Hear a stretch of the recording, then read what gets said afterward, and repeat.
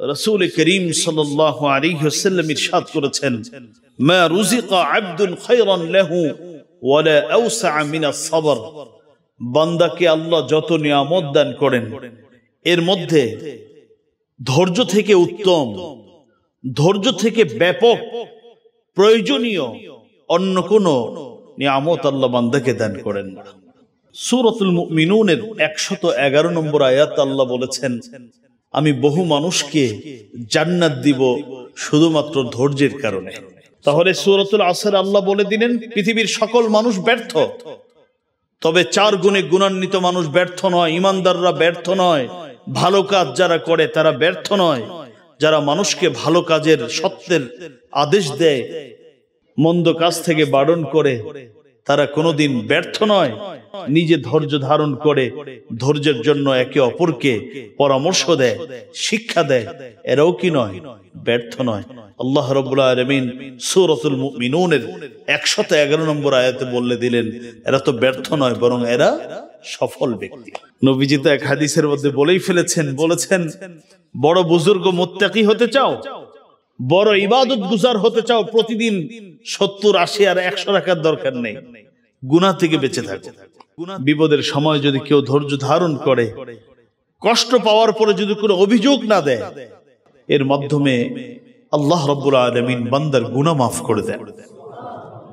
সূরাতুল আসর শুরুতেই বলেছিলাম অত্যন্ত গুরুত্বপূর্ণ সূরা।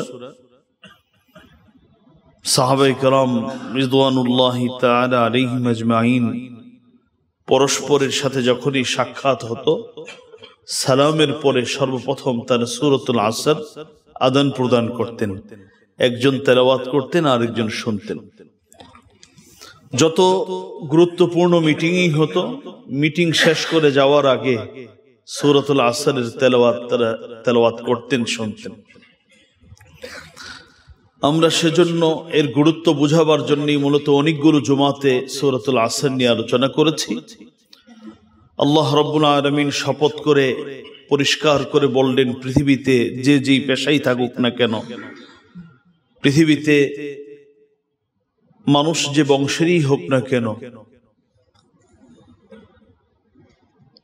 পৃথিবীর সকল মানুষ ক্ষতিগ্রস্ত, তবে 4 গুণে গুণান্বিত মানুষগণ ক্ষতিগ্রস্ত নয়, বরং সফল। 4 গুণের প্রথম গুণ হলো সামাজিকভাবে মানুষটাকে যে যেভাবেই মনে করুক, কিন্তু তার ঈমান আছে,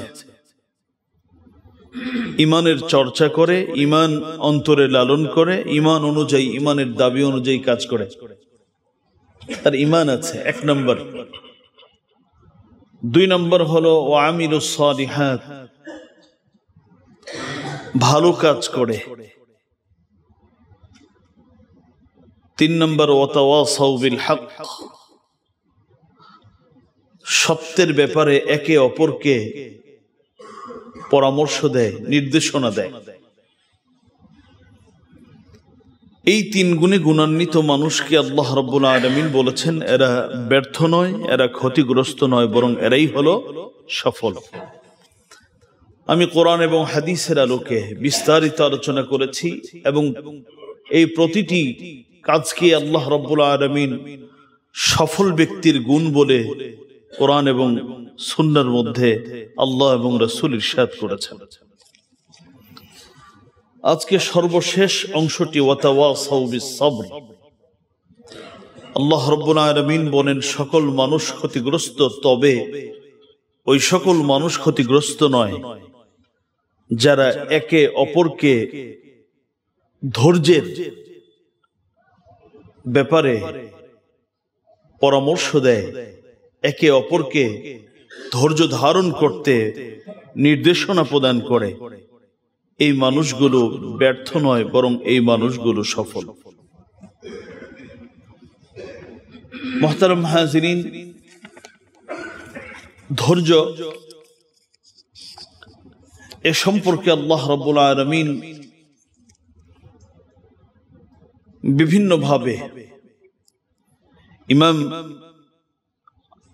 আহমদ ইবনে হাম্বল বলেছেন যে এই ধৈর্য সম্পর্কে সবর শব্দটি আল্লাহ রাব্বুল আলামিন কুরআনুল কারীমের প্রায় 90 জায়গায় আলোচনা করেছেন। সবর সম্পর্কে প্রায় 90 জায়গায় আল্লাহ রাব্বুল আলামিন আলোচনা করেছেন। এর মধ্যে সবর, ধৈর্য ধারণ করার নির্দেশনা সূচক শব্দ প্রায় 62 জায়গায় আল্লাহ রাব্বুল আলামিন কোরআনে হাকিমে উল্লেখ করেছেন। বুঝতেই পারছেন মহান আল্লাহ রাব্বুল আলামিনের একটি বারের কথাই তো যথেষ্ট ছিল, তো সবর সম্পর্কে প্রায় 90 বার আলোচনা কেন করলেন? 62 জায়গায় সবর করতে, ধৈর্য ধারণ করতে নির্দেশ দিলেন, তার মানে বিষয়টি স্বাভাবিক কিছু নয়, অত্যন্ত গুরুত্বপূর্ণ। কারণ একজন মানুষের ইহকালীন এবং পরকালীন সফলতার জন্য সবরের বিকল্প আর কিছু নেই। যার সবর যত বেশি, তার পরকালীন সফলতাও তত বেশি, তার ইহকালীন সফলতাও তত বেশি। যার সবর কম, তার উভয় জগতের সফলতাও কম। সূরা আলে ইমরানের 200তম আয়াতে আল্লাহ রাব্বুল আলামিন বলেন, ইয়া আইয়ুহাল্লাযীনা আমানু ইয়া আইয়ুহাল্লাযীনা আমানু ইসবিরু ওয়া সাবিরু ওয়া রাবিতু ওয়াত্তাকুল্লাহ লাআল্লাকুম তুফলিহুন। হে ঈমানদারগণ, ইসবিরু, তোমরা ধৈর্য ধারণ করো, ওয়া সাবিরু, শুধু নিজে ধৈর্য ধারণ করলেই যথেষ্ট নয়, একে অপরের মধ্যে ধৈর্যের প্রতিযোগিতা করো, কার থেকে কে বেশি ধৈর্য ধারণ করতে পারে। এক কথায় প্রতিযোগিতার মাধ্যমে বিভিন্ন চরিত্র, বিভিন্ন কালচার মানুষের মধ্যে আনা হয়। আমার আল্লাহ রাব্বুল আলামিন প্রতিযোগিতার একটা বিষয় ঠিক করে দিলেন যে তোমরা ধৈর্য বিষয়টি নিয়ে পরস্পরের মধ্যে তোমরা প্রতিযোগিতা করো, যাতে করে এই গুণে সমাজের প্রতিটি মানুষ গুণান্বিত হতে পারে। ইয়া আইয়ুহাল্লাযীনা আমানু ইসবিরু ওয়া সাবিরু ওয়া রাবিতু ওয়াত্তাকুল্লাহ লাআল্লাকুম তুফলিহুন। ওয়া রাবিতু, শত্রুর বিপক্ষে তোমরা তোমাদের পূর্ণ প্রস্তুতি গ্রহণ করো।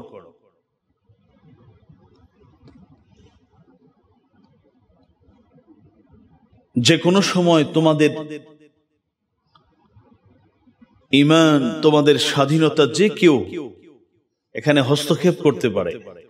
এই জন্য আল্লাহ রাব্বুল আলামিন কোরআনে হাকিমে বারবার বলেছেন যে তোমাদের প্রস্তুতি, সামরিক প্রস্তুতি যেটাকে বলে, তোমার স্বাধীনতা রক্ষা করার জন্য, তোমাদের যে অধিকারগুলো, এই অধিকারগুলো সংরক্ষণের জন্য তোমরা সব সময় শত্রুর বিরুদ্ধে পূর্ণ প্রস্তুতি গ্রহণ করে রাখো। ওয়াত্তাকুল্লাহ লাআল্লাকুম তুফলিহুন, তোমরা আল্লাহকে ভয় করো যাতে তোমরা সফল হতে পারো। সূরা আলে ইমরানের এই 200তম আয়াতে আল্লাহ রাব্বুল আলামিন প্রথমত বললেন, ঈমানদারগণ নিজেরা ধৈর্য ধারণ করো। দ্বিতীয় বললেন, পরস্পরের মধ্যে ধৈর্যের প্রতিযোগিতা করো। তৃতীয় কথা বললেন, শত্রুর মোকাবেলার জন্য তোমরা সব সময় প্রস্তুতি গ্রহণ করে রাখো। আর এই 3 গুণে গুণান্বিত মানুষটা সফল হবে আল্লাহ রাব্বুল আলামিনের কাছে। এরা সফল হিসাবে, এরা ব্যর্থ নয়, এরা সফল কাম, তাদের জীবন সফল, এমনটি আল্লাহ রাব্বুল আলামিনের কাছে বিবেচিত হবে। মুহতারাম হাজিরিন, সূরাতুল আনফালের 46 নং আয়াতে আল্লাহ রাব্বুল আলামিন বলেন, ওয়াসবিরু ইন্নাল্লাহা মা'আস সাবিরিন। ওয়াসবিরু, ইন্নাল্লাহা মা'আস সাবিরিন, হে পৃথিবীর মানুষেরা তোমরা ধৈর্য ধারণ করো, কারণ যারা ধৈর্য ধারণ করে আমার আল্লাহ বলেন আমার সাহায্য তাদের সাথে থাকে। ইন্নাল্লাহা মা'আস সাবিরিন, আমি তাদের সাথে থাকি, তার মানে আমার সাহায্য তাদের পাশে থাকবে। আসবিরু ইন্নাল্লাহা মা'আস সাবিরিন, কিছুতেই ভেঙে পড়ার সুযোগ নেই। মুমিন ছোটখাটো কিছুর সম্মুখীন হয়ে সে একেবারে ভেঙে পড়বে না। সূরাতুল আনফালের 46 আল্লাহ বলেন তোমরা ধৈর্য ধারণ করো, কারণ আমি ধৈর্যশীলদের সাথে থাকি, আমার সাহায্য তার পাশে থাকে। সূরাত আলে ইমরানের 146 নং আয়াতে আল্লাহ রাব্বুল আলামিন বলেছেন যারা ধৈর্যশীল আমি আল্লাহ তাদেরকে ভালোবাসি, আমি পছন্দ করি। আল্লাহ বলেন আল্লাহু ইউহিব্বুস সাবিরিন, যারা ধৈর্যশীল, যারা জীবনের পদে পদে ধৈর্যের চর্চা করে নিজেকে ধৈর্যশীল হিসাবে প্রমাণ করতে সক্ষম হয়, আমার আল্লাহ বলেন আমি তাদেরকে ভালোবাসি, আমার ভালোবাসা তাদের জন্য বরাদ্দ। সূরাতুল বাকারাহ 155, 56, 57 প্রসিদ্ধ আয়াত। আল্লাহ বলেন ওয়ালানাবলুওয়ান্নাকুম বিশাইইম মিনাল খাউফি ওয়াল জু'i ওয়া নাকসিম মিনাল আমওয়াল ونقص من الأموال والأنفس والثمرات وبشر الصابرين الذين إذا أصابتهم مصيبة قالوا إنا لله وإنا إليه راجعون أولئك عليهم صلوات من ربهم ورحمة وأولئك هم المهتدون আল্লাহ বলেন আমি অবশ্যই অবশ্যই তোমাদেরকে পরীক্ষা করব। কখনো ভীতি দিয়ে, ভয় দিয়ে, চোখের সামনে শুধু ভয় আর ভয় তোমাদের চোখের সামনে থাকবে। কখনো ক্ষুধা দিয়ে,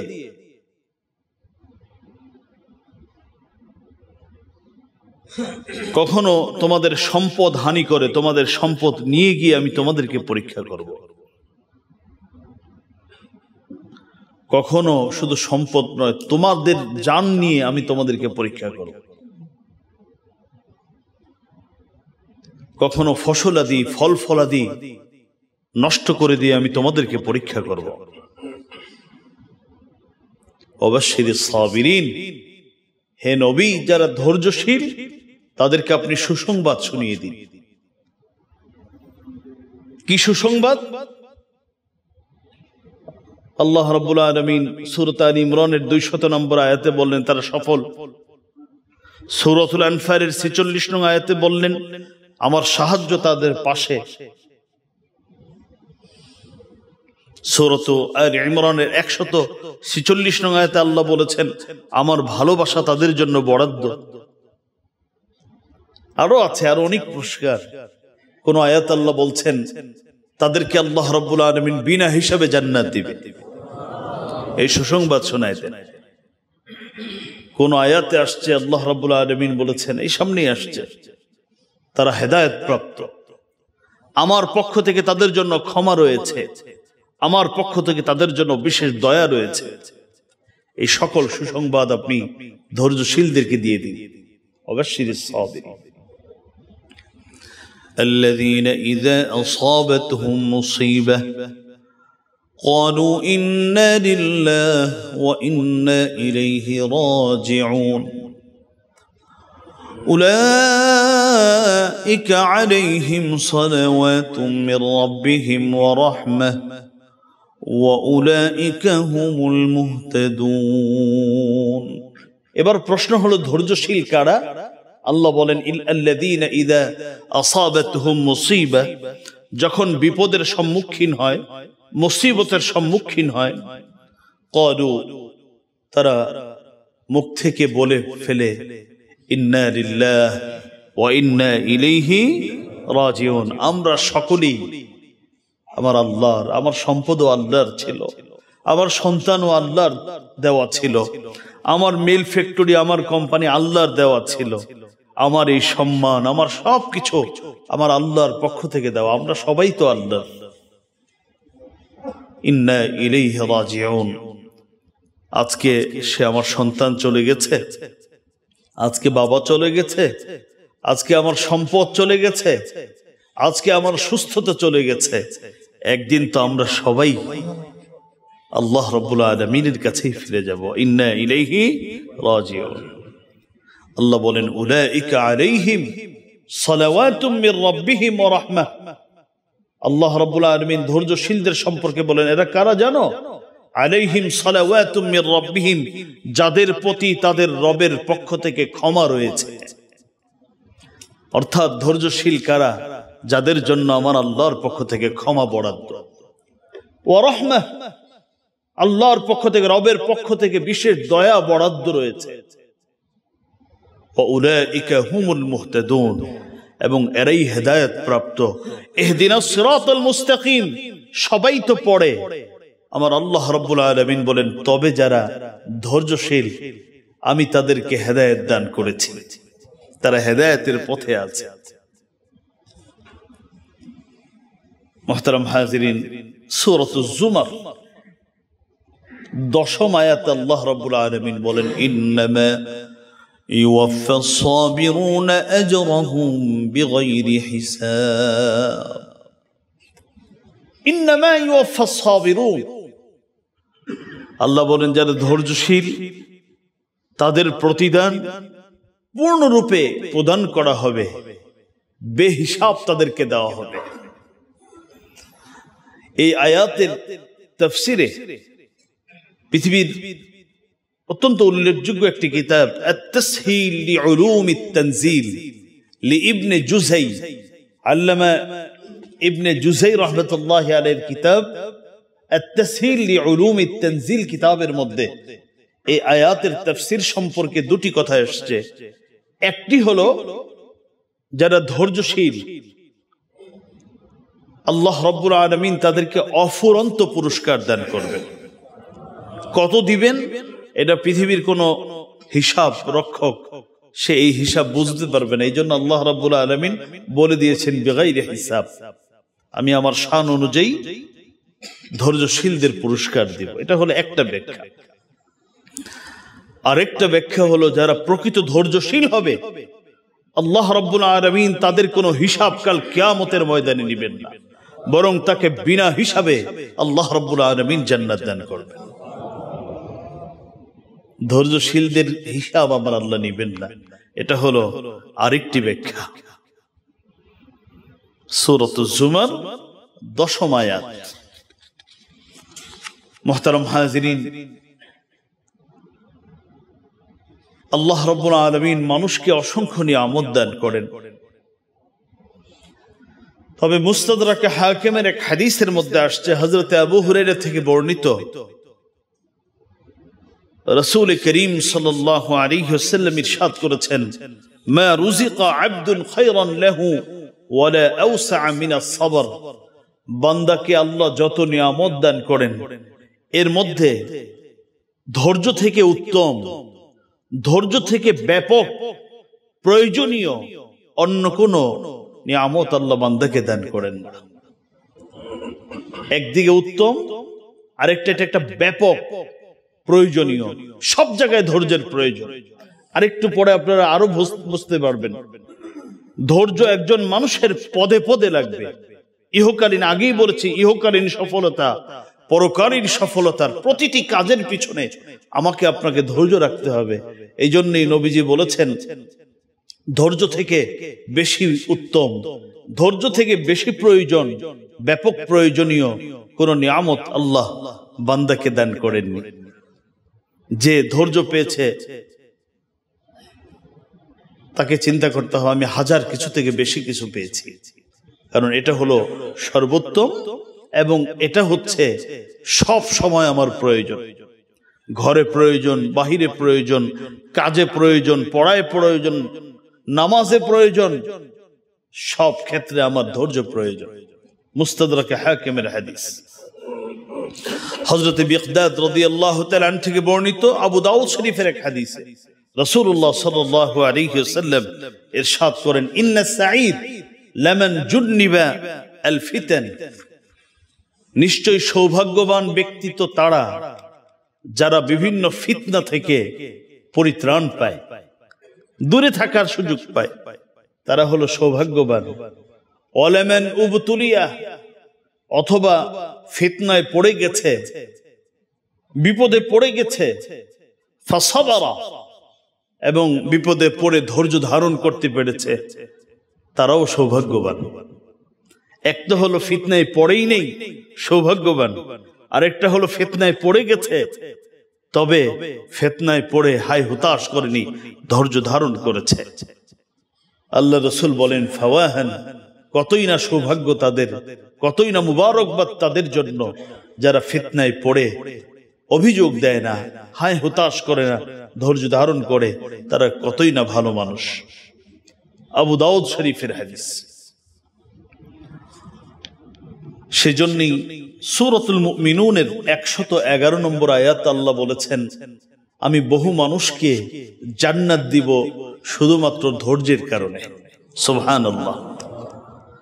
সূরাতুল মুমিনুন 111 নং আয়াত আল্লাহ বলেন, ইন্নী জাযাইতুহুমুল ইয়াওমা বিমা সাবারু আন্নাহুম হুমুল ফাইজুন। ইন্নী জাযাইতুহুমুল ইয়াওম, আল্লাহ বলবেন আজকে আমি তোমাদেরকে পুরস্কার দিব, জান্নাত দিব, বিমা সাবারু, কেন? কারণ তোমরা জীবনে ধৈর্য ধারণ করেছিলে।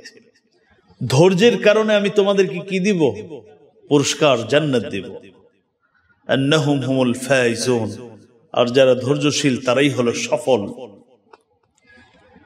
তাহলে সূরাতুল আসর আল্লাহ বলে দিলেন পৃথিবীর সকল মানুষ ব্যর্থ, তবে 4 গুণে গুণান্বিত মানুষ ব্যর্থ নয়। ইমানদাররা ব্যর্থ নয়, ভালো কাজ যারা করে তারা ব্যর্থ নয়, যারা মানুষকে ভালো কাজের, সত্যের আদেশ দেয়, মন্দ কাজ থেকে বারণ করে, তারা কোনোদিন ব্যর্থ নয়। এবং যারা নিজে ধৈর্য ধারণ করে, ধৈর্যের জন্য একে অপরকে পরামর্শ দেয়, শিক্ষা দেয়, এরাও কি নয়? ব্যর্থ নয়। আল্লাহ রাব্বুল আলামিন সূরাতুল মুমিনুনের 111 নম্বর আয়াতে বলে দিলেন, এরা তো ব্যর্থ নয়, বরং এরা সফল ব্যক্তি। মুহতারাম হাজিরিন, এবার আসুন আমরা একটু ধৈর্য সম্পর্কে আরেকটু ডিটেইল আলোচনা শুনি। সবর, বিপদে পড়লে ধৈর্য ধারণ করা, এটা তো আমরা সবাই বুঝি। তাফসীরের কিতাব থেকে তাফসীর আস-সাদি, পৃথিবীর একটি বিখ্যাত তাফসীর, সেখানে আসছে সবর মূলত 3 প্রকার। ভালো করে বুঝবেন, তৃতীয় প্রকারটা আমরা সবাই কম বেশি বুঝি। তা আসলে এর আগে আরো 2টা প্রকার রয়ে গেছে, যেগুলো আমাদের অনেকের জানা নেই, অথবা জানা থাকলেও সেভাবে আমাদের সমাজে আলোচনা নেই। সবর মূলত 3 প্রকার। 1 নম্বর হলো সবরুন আলা তাআতিল্লাহ, আল্লাহ রাব্বুল আলামিনের আনুগত্যতা প্রকাশের জন্য ধৈর্য লাগে, আল্লাহ পাকের আদেশ মানতে ধৈর্য লাগে। 2 নম্বর সবরুন আন মাহারিমিল্লাহ, আল্লাহ যে সকল কাজ থেকে নিজেকে বিরত থাকতে বলেছে সেখান থেকে বিরত থাকার জন্য ধৈর্য লাগে। আর 3 নম্বর হলো শারীরিক, মানসিক, আর্থিক বিপদের সম্মুখীন হলে ধৈর্য ধারণ করা। তাহলে ধৈর্য 3 প্রকার। একটা হলো ইবাদতের ক্ষেত্রে ধৈর্য লাগে, 2 নম্বর গুনাহ থেকে বাঁচার জন্য ধৈর্য লাগে, 3 নম্বর মুসিবতের সম্মুখীন হলে ধৈর্য লাগে। মুহতারাম হাজরিন, ইবাদতের ক্ষেত্রে ধৈর্য লাগে মানে কি? আল্লাহু আকবার। প্রতিটি আল্লাহ রাব্বুল আলামিনের আদেশ পালনের জন্য ধৈর্য লাগবে। ধৈর্য ছাড়া একজন মানুষ আমার রবের আদেশ পালন কোনোদিন করতে পারবে না। আমরা যেই লোকটা বিপদের সময় ধৈর্য ধারণ করে তাকে কি বলি? ধৈর্যশীল বলি। অথচ যে লোকটা আল্লাহ রাব্বুল আলামিনের আদেশ পালন করে না, সে কেমন করে ধৈর্যশীল হয়? সে তো ধৈর্যের প্রথম গুণ তার মধ্যে নেই।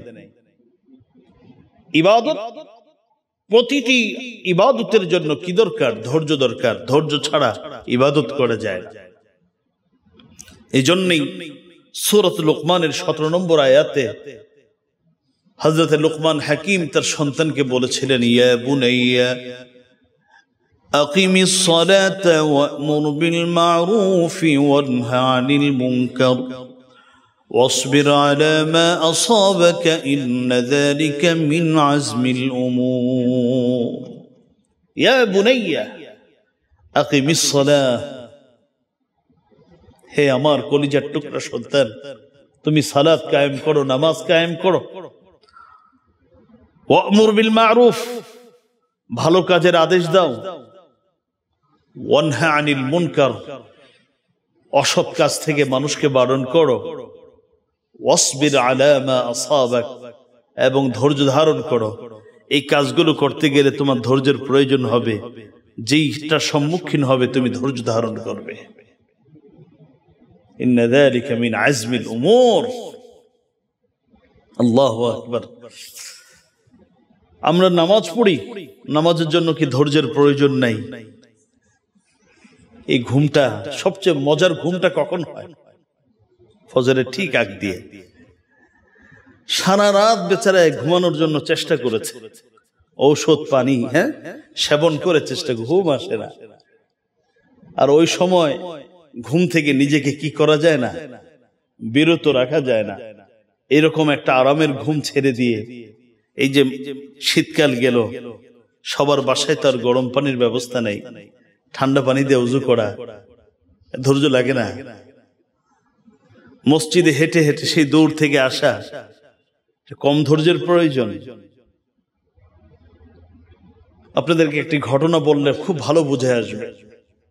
প্রসিদ্ধ ঘটনা, আমি পুরো ঘটনা শোনাবো না, শুধু আমার ওই পয়েন্টটুকু আমি নিতে চাই।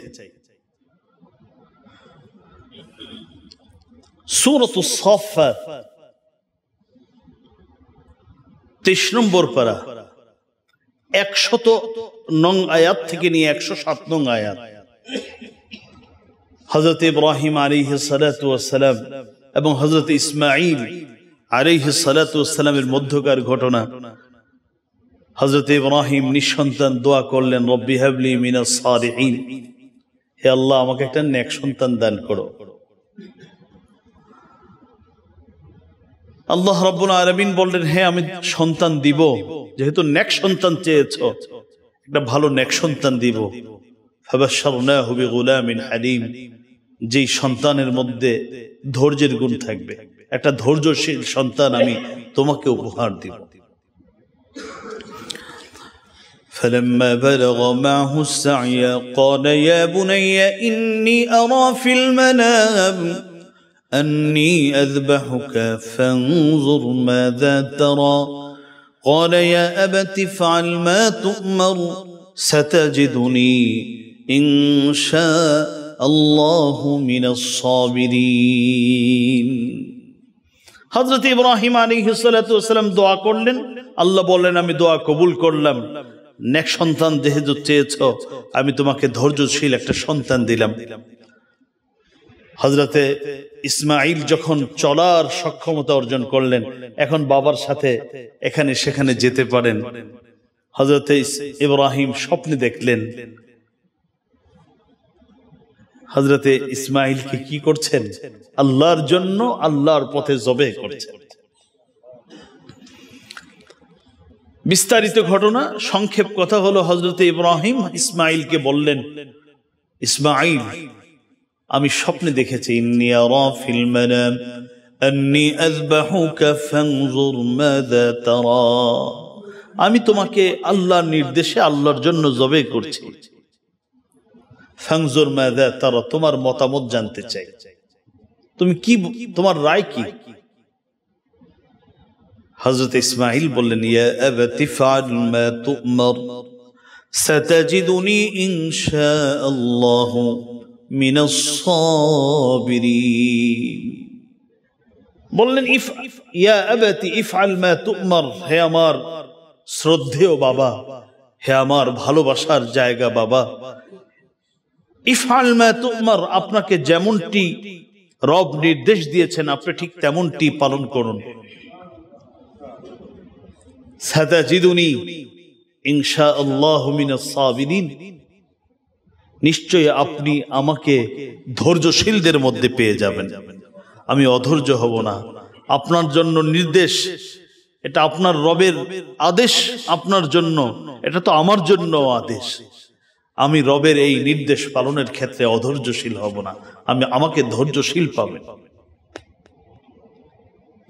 আল্লাহ রাব্বুল আলামিন পরিষ্কার করে বলে দিলেন, ইবাদতের জন্য, ইবাদত করার জন্য, আমার রবের আদেশ পালনের জন্য ধৈর্য লাগে। হযরতে ইসমাঈল বললেন, বাবা আমাকে আপনি ধৈর্যশীল পাবেন, এটা তো রবের আদেশ, আমার রবের আদেশ পালনের ক্ষেত্রে আপনি আমাকে ধৈর্যশীল পাবেন।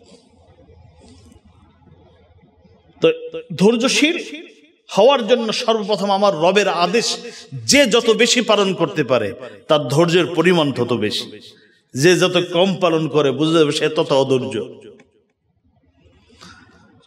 বুখারী শরীফের হাদিস, হযরত আব্দুল্লাহ ইবনে মাসউদ রাদিয়াল্লাহু তাআলা আনহুমা থেকে বর্ণিত, তিনি বলেন, আমার রবের জন্য, আমার নবীর জন্য রবের পক্ষ থেকে নির্দেশ ছিল, হে নবী আমার কথাগুলো আপনি পৃথিবীর মানুষের কাছে পৌঁছিয়ে দিন।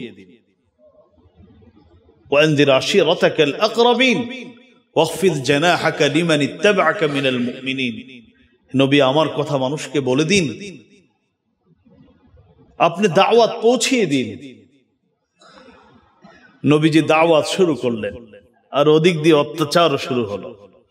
হযরত আব্দুল্লাহ ইবনে মাসউদ বলেন, নবীজি একদিন কাবা ঘরের সামনে বাইনান নবিয়্যু সাজিদুন, সিজদার মধ্যে পড়ে আছেন, ওয়া হাওলাহু নাসুম মিন কুরাইশ, আর নবীর আশপাশে কুরাইশের কিছু বখাটে লোক।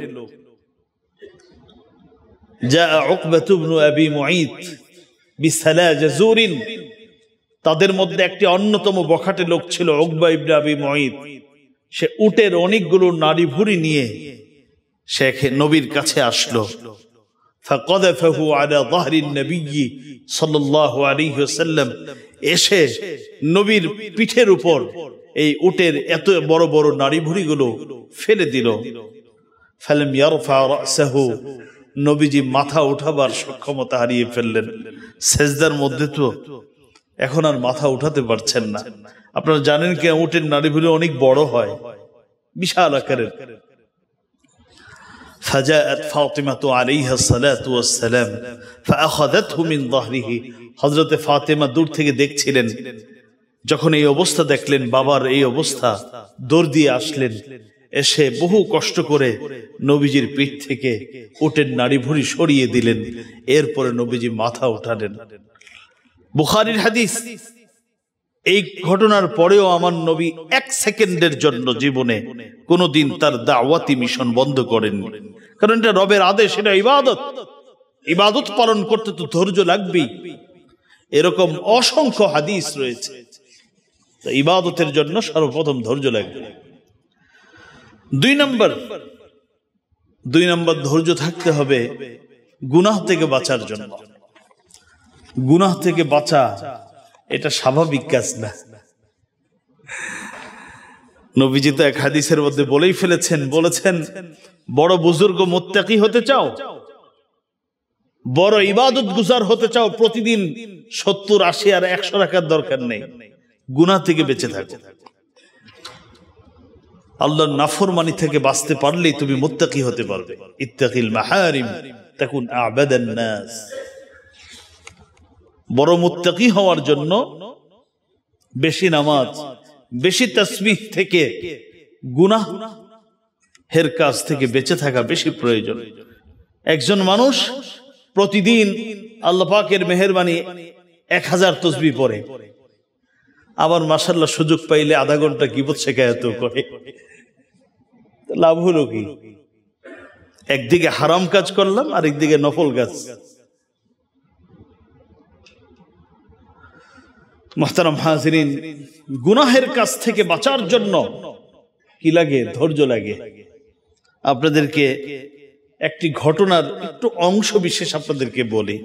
হযরত ইউসুফ আলাইহিস সালাতু ওয়াস সালাম এবং জুলাইখার মধ্যকার ঘটনা আপনারা অনেকেই শুনেছেন, অনেকে পড়েছেন।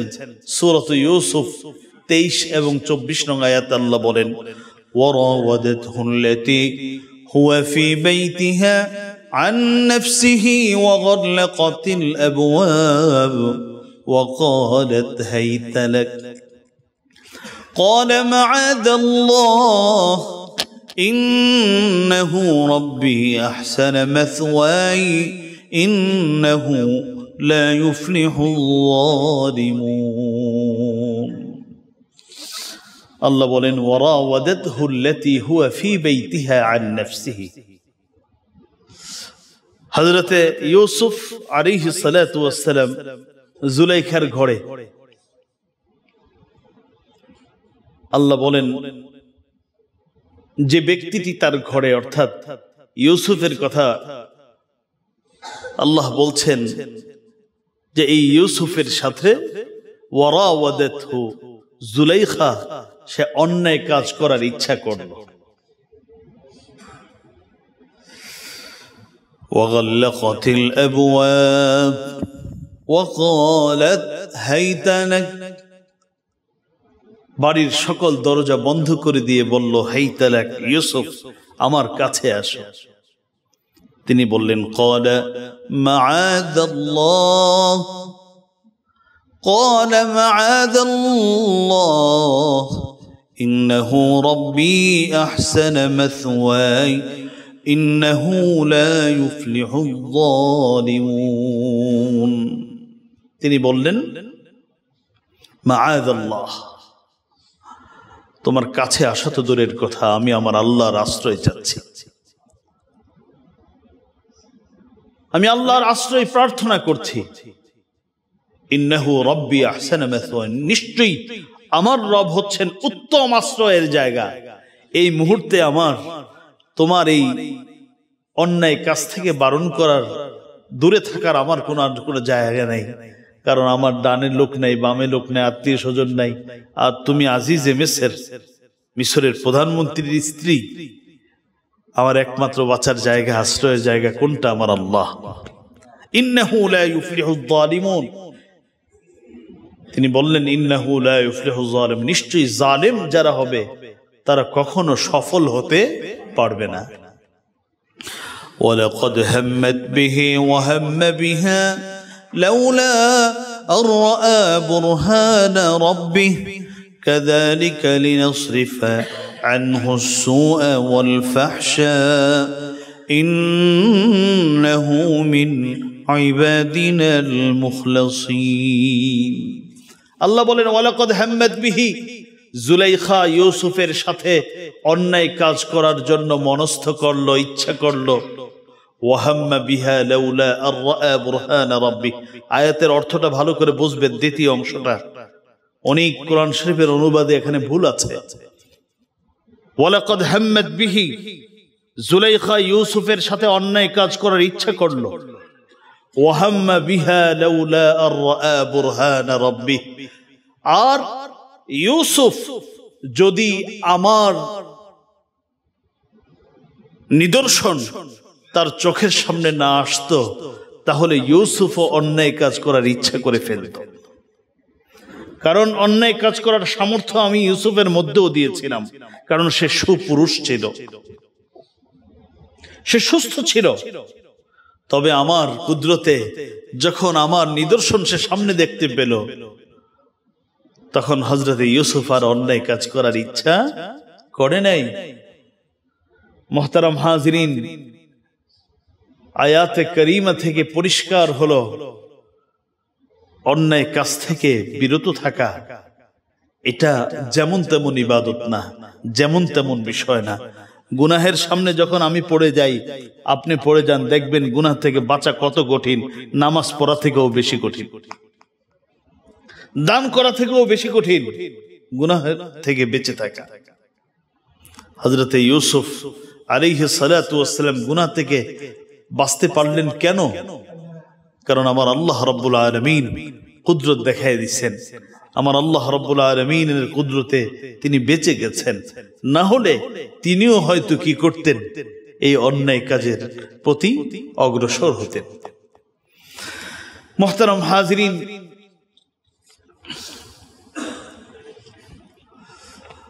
একটি ঘটনা, প্রসিদ্ধ ঘটনা আপনারা জানেন, হযরত যায়েদ ইবনে আসলাম রাদিয়াল্লাহু তাআলা আনহু বর্ণনা করেন। যদিও ঘটনাটি আপনারা বিভিন্ন জায়গায় হযরত ওমর সম্পর্কে শুনেছেন, আমি যথেষ্ট তাহকিক করেছি। এটা মূলত হযরত ওমর সম্পর্কে ঘটনাটি নয়, যেটা সাধারণত আমরা বলে থাকি, বরং এটা হযরত আব্দুল্লাহ ইবনে ওমর সম্পর্কে, অর্থাৎ ওমরের ছেলে সম্পর্কে। হযরত আব্দুল্লাহ ইবনে ওমর রাদিয়াল্লাহু তাআলা আনহু কোন সফরে যাচ্ছেন রাখালের পাশ দিয়ে। তো রাখালকে পরীক্ষা করার জন্য বললেন, রাখাল, খিদা তো লাগছে, দুধ টুধ পান করা দরকার, খাওয়ানো দরকার, অনেক বকরি তোমার পালে আছে, একটা বকরি দেওয়া যায় কিনা? কি জবাব দিয়েছিলেন? যে কেমন করে দেব, এটা তার মালিক আমি না, আমি এটা রাখাল। জবাবে বললেন, মালিক তো এখানে নেই, আমাকে দিয়ে দাও, আমি তোমাকে এমনিতে নিব না, পারিশ্রমিক দিয়েই নিব। তুমি পারিশ্রমিকটা পেয়ে গেলে, কিছু অর্থ করে তুমি পেলে, আর মালিক যদি জিজ্ঞেস করে বলবে এটা হিংস্র প্রাণী খেয়ে ফেলেছে। তো হযরত আব্দুল্লাহ ইবনে ওমরকে সে রাখাল বলেছিল, ফাইন আল্লাহ ইয়া আব্দুল্লাহ, হে আল্লাহর গোলাম, আমি আমার মালিককে একটা বুঝ দিতে পারবো, কিন্তু আমার আল্লাহকে কেমন করে বুঝ দিব? তবরানীর মধ্যে আসছে যে তখন রাখাল আসমানের দিকে তাকিয়েছিলেন, দিয়ে বললেন, আমি কোথায় যাব, কোথায় গিয়ে অন্যায় করবো? আসমান তো উপরে আছে, আমার মালিক তো আমাকে দেখছেন। রাখালের এই জবাব শুনে আব্দুল্লাহ ইবনে ওমর, শাহজাদা আব্দুল্লাহ ইবনে ওমর সেদিন বলেছিলেন, তুমি আল্লাহকে এত ভয় করো, আমি তো আমার আল্লাহকে এর থেকে বেশি ভয় করি। আমার কাজ হয়ে গেছে, তবে চলো আমাকে তোমার মালিকের কাছে নিয়ে যাও। মালিকের কাছে গিয়ে বললেন, আমি তোমার গোলামটা বড় পছন্দ হয়েছে, গোলামটা কিনতে চাই, আর যতগুলো বকরি আছে সেটার দাম বলো, আমি সবগুলো কিনবো। তুমি তো ব্যবসার জন্যই লালন পালন করাচ্ছ, আমি কিনতে চাই। সবগুলো তিনি নির্ধারিত মূল্যে ক্রয় করে সঙ্গে সঙ্গে হযরত আব্দুল্লাহ ইবনে ওমর সব আজাদ করে দিয়েছিলেন। বললেন, এরকম ব্যক্তি যদি গোলাম থাকে তাহলে সর্বনাশ, মানুষ উপকৃত হতে পারবে না, এত মুত্তাকি মানুষ। তবরানীর মধ্যে আসছে এই কথাগুলো, বিভিন্ন নির্ভরযোগ্য কিতাবের মধ্যে আসছে। এটা হযরত ওমর সম্পর্কে না, দেখবেন অনেকে বলে এটা ওমর সম্পর্কে, আসলে এই ঘটনাটা হযরত আব্দুল্লাহ ইবনে ওমর সম্পর্কে, ওমরের সন্তান আব্দুল্লাহ সম্পর্কে। মুহতারাম হাজিরিন, 3 নম্বর ধৈর্যের 3 নম্বর প্রকার হলো বিপদের মুহূর্তে ধৈর্য ধারণ করা। হযরত আইয়ুব আলাইহিস সালাতু ওয়াস সালাম ধৈর্য ধারণ করেছেন, কোনো অভিযোগ নাই। মুসলিম শরীফের এক হাদিসের মধ্যে এসেছে, বিপদের সময় যদি কেউ ধৈর্য ধারণ করে, কষ্ট পাওয়ার পরে যদি কোনো অভিযোগ না দেয়, এর মাধ্যমে আল্লাহ রাব্বুল আলামিন বান্দার গুনাহ মাফ করে দেন। আমি মাঝে মধ্যে চিন্তা করি, একজন অসুস্থ মানুষ, সবার কাছ থেকে সে বঞ্চিত হয়, তার একটা আশার জায়গা আছে। আমি 20 বছর অসুস্থ, 30 বছর অসুস্থ, আমি কষ্ট করছি, বিনিময়ে আমার আল্লাহ আমার গুনাহ মাফ করে দিচ্ছেন। অনেকে ব্যবসায়ী পেরেশানির মধ্যে আছে, অনেকে পারিবারিক পেরেশানি, অহেতুক পেরেশানির মধ্যে আছে। আসলে লোকটা অপরাধী নয়, তো ক্ষতিগ্রস্ত। সে যদি ধৈর্য ধারণ করে, মৃত্যু পর্যন্ত তার গুনাহ ঝরতে থাকবে, গুনাহ মাফ হতে থাকবে। মুহতারাম হাজিরিন, ধৈর্য ধারণ করলে আল্লাহ রাব্বুল আলামিন জান্নাত দান করবেন। একটি প্রসিদ্ধ হাদিস হযরত আতা ইবনে আবি রবাহ রাদিয়াল্লাহু তাআলা আনহু থেকে বর্ণিত। তিনি বলেন রাহমাতুল্লাহি আলাইহি, তিনি তাবিঈ, হযরত আতা বলেন যে আমাকে হযরত আব্দুল্লাহ ইবনে আব্বাস রাদিয়াল্লাহু তাআলা আনহুমা বলেন, এই আতা, তুমি কি পৃথিবীতে কোনো জান্নাতি মহিলাকে দেখতে চাও? হযরত আতা বললেন, পৃথিবীতে থেকে জান্নাতি মহিলা দেখতে কার মনে চায় না? মনে তো চাই। তিনি বললেন, হাদিহিল মারআতু সাউদা, এই যে একটা কালো মহিলা দেখতেছো, এই মহিলাটা জান্নাতি মহিলা। হযরত আতা বুঝার চেষ্টা করলেন উনি জান্নাতি মহিলা কেমন করে। হযরত আব্দুল্লাহ ইবনে আব্বাস বলেন, আতাতিন নবী সাল্লাল্লাহু আলাইহি ওয়াসাল্লাম, তিনি এই মহিলা একদিন নবীর কাছে এসেছিলেন, এসে বললেন, ফাকালাত ইন্নী উসরাউ, বললেন যে আমি একজন মৃগী রোগী, আমার মৃগী রোগ আছে, আমি যখন আমার মৃগী রোগ ওঠে, ওয়া ইন্নী আতাকাশাফু, আমার কাপড় খুলে যায়, ফাদউল্লাহ তাআলা লি, ওগো নবীজি আপনি আমার জন্য একটু আল্লাহর কাছে দোয়া করেন না। নবীজি বললেন, ইন শি'তি সাবারতি ওয়ালাকিল জান্নাহ ওয়া ইন শি'তি দাউতুল্লাহ তাআলা আন ইউআফি। নবীজি মহিলাকে বললেন, ও মহিলা, তুমি যদি আমাকে বলো, তুমি যদি সুস্থতা চাও, আমি এই মুহূর্তে আল্লাহর কাছে দোয়া করব, ইনশাআল্লাহ আমার আল্লাহ তোমাকে সুস্থতা দিবেন। আর যদি চাও তাহলে তুমি ধৈর্য ধারণ করো, সুস্থতা পাবে না, তবে জান্নাত পাবে। আল্লাহু আকবার। মহিলা সঙ্গে সঙ্গে বললেন, ফাকালাত আসবিরু, ওগো নবীজি তাহলে সুস্থতা এখন আর চাই না, এখন আমি ধৈর্যশীলদের অন্তর্ভুক্ত হতে চাই, কারণ আপনি বললেন ধৈর্যের বিনিময়ে জান্নাত। আর সুস্থতা আসলো, এই সুস্থতা পেলাম, আবার আরেক অসুস্থতা ধরলো, লাভটা কি? আমি তাহলে জান্নাত চাই। তবে ওগো নবীজি আমার একটা আপনার কাছে আরজি হলো, আমার যখন মৃগী রোগ হয়, আমি শারীরিক কষ্ট করলাম, এটা মেনে নিতে পারি, কিন্তু ওই মৃগী রোগের সময় আমার কাপড়টা খুলে যায়, আমার সতর খুলে যায়, আমি মহিলার, আমার সম্পদই তো আমার এই পর্দা, আমার সম্পদই তো আমার এই সতীত্ব, এটা যদি নষ্ট হয়ে যায়, যদিও আমি অসুস্থতার সময়, আমি এটা কেমন করে মেনে নিব? বরং আপনি একটু দোয়া করেন, আমার মৃগী রোগ থাকুক, এতে আফসোস নেই, কিন্তু আমার কাপড়টা যেন তখন না খোলে। সঙ্গে সঙ্গে আল্লাহর নবী দোয়া করলেন, এরপরে এই মৃগী রোগীর আর কোনোদিন কাপড় খোলে নাই। সুবহানাল্লাহ। চিন্তা করেছেন, আজকে আমাদেরও তো মা বোন আছে, একজন মৃগী রোগে আক্রান্ত মহিলা, তিনি বললেন আমার মৃগী রোগের কষ্ট আমি সহ্য করতে পারি, কিন্তু আমি একজন মা, আমি একজন বোন, আমার সতর খুলে যাবে, আমার হিজাব নষ্ট হবে অসুস্থকালীন সময়ও, এটা আমি একজন মা হিসাবে মেনে নিতে পারি না। হযরত আব্দুল্লাহ ইবনে আব্বাস বলেন, এই লোকটাকে নবীজি বলেছেন জান্নাতি মহিলা, সুতরাং আমিও তোমাকে জান্নাতি মহিলাকে দেখাচ্ছি। ধৈর্য ধারণের বিনিময়ে আল্লাহর জান্নাত।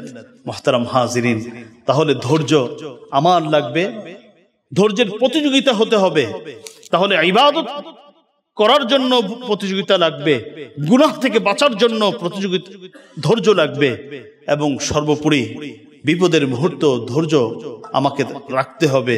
আর যখন ধৈর্য থাকবে তখনই আমি সফল হতে পারবো, জান্নাতি হতে পারবো। আমার জীবন ব্যর্থ হবে না, দুনিয়াতেও ব্যর্থ হবে না, আখিরাতেও ব্যর্থ হবে না। আল্লাহ রাব্বুল আলামিন কথাগুলো আমাকে আপনাদেরকে সকলকে বুঝার, আমল করার তৌফিক দান করুন, আমিন। ওয়া আখিরু দাওয়ানা আনিল হামদুলিল্লাহি রাব্বিল আলামিন। আসসালামু আলাইকুম ওয়া রাহমাতুল্লাহি ওয়া বারাকাতুহু।